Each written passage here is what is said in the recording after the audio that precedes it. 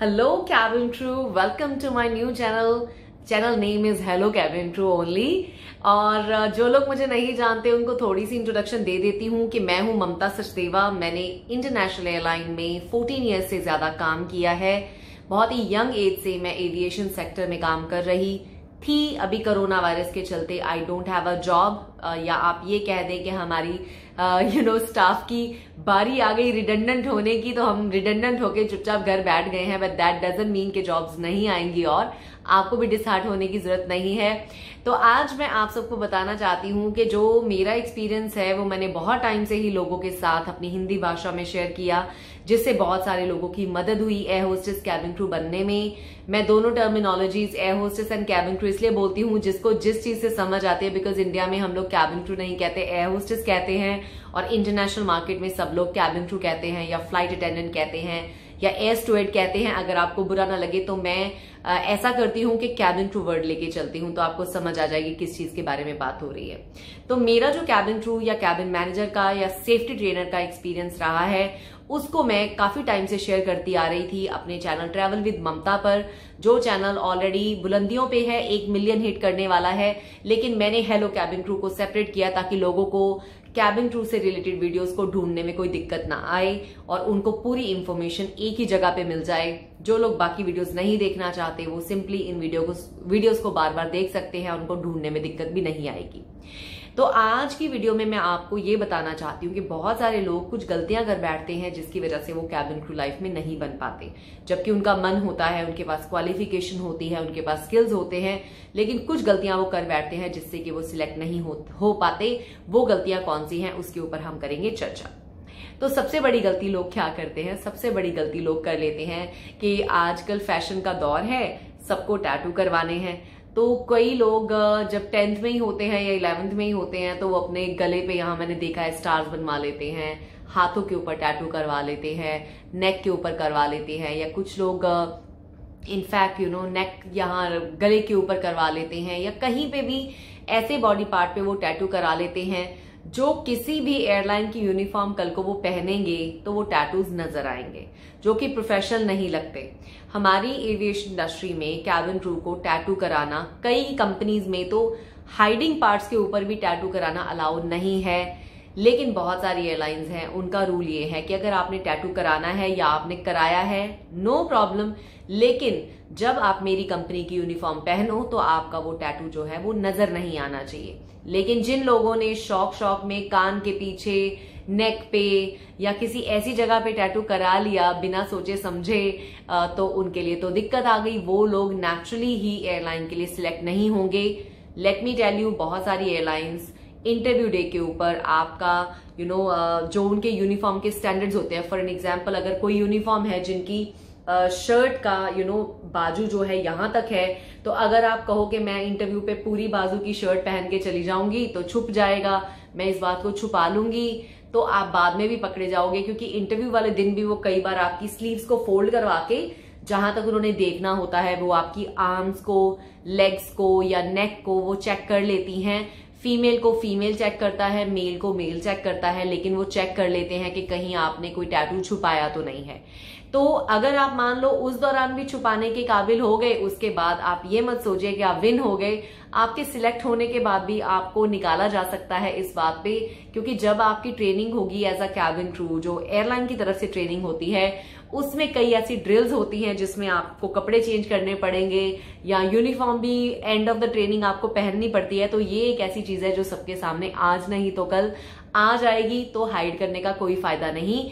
तो मैसेज ये है, अगर आप कैबिन क्रू बनना चाहते हो तो टैटू मत कराओ, क्योंकि कई एयरलाइंस कई ऐसे प्राइवेट बॉडी पार्ट्स के ऊपर भी टैटू एक्सेप्ट नहीं करते। अगर उनको पता चलता है तो वो निकाल देते हैं, वो इसको डिसिप्लिन से जोड़ते हैं, वो कहते हैं टैटू प्रोफेशनल नहीं लगता। तो सबसे पहली बात थी टैटू की। दूसरी बात आती है सिमिलरली पियर्सिंग की। कई लोग यहाँ पे पियर्सिंग करा लेते हैं, यहाँ पे टंग पे, या बहुत ज्यादा कान छिदवा लेते हैं। तो आपको मैं बता देती हूँ, ग्रूमिंग स्टैंडर्ड्स के हिसाब से लड़के और लड़कियों के लिए लड़कों के लिए तो कानों में पियर्सिंग अगर की हुई है तो कुछ पहनना जरूरी नहीं है, मतलब पहनेंगे नहीं वो फ्लाइट में, कुछ तो चल सकता है, अगर यहाँ पे होल है तो कोई दिक्कत नहीं है। लेकिन on the other hand females, अगर कान में आपके होल है तो आप सिर्फ एक छोटे छोटे जिसे बूंदे हम बोलते हैं, इयररिंग्स पर्ल के होते हैं या प्लेन गोल्ड के होते हैं या प्लेन सिल्वर कलर के होते हैं, मोस्टली एयरलाइंस में छोटे छोटे इयररिंग्स ही अलाउड होते हैं। तो अगर आपने 10-12 छिदवा रखे हैं कान तो वो आपको खाली ही छोड़ने पड़ेंगे, छिदवाने का कोई हर्ज नहीं है, लेकिन they will not allow you to wear something there. कान में, नाक में, कान में सिर्फ एक एक, नाक में भी कुछ पहनना अलाउड नहीं होता है। अगर आप आईब्रो में पियर्सिंग कराते हैं वो भी अलाउड नहीं होता, और आई थिंक यहाँ पे अगर होल होगा और वो विजिबल है तो प्रॉब्लम हो सकती है। कई लोग लिप्स में भी पियर्सिंग करा लेते हैं, वो भी अलाउड नहीं होता। अगर आपका होल विजिबल है मेकअप करने के बाद भी, या लड़कों का होल यहाँ पे विजिबल है फैशन के तौर पे कराया हुआ, तो वो अलाउड नहीं होगा, मैं पहले आपको बता दूं।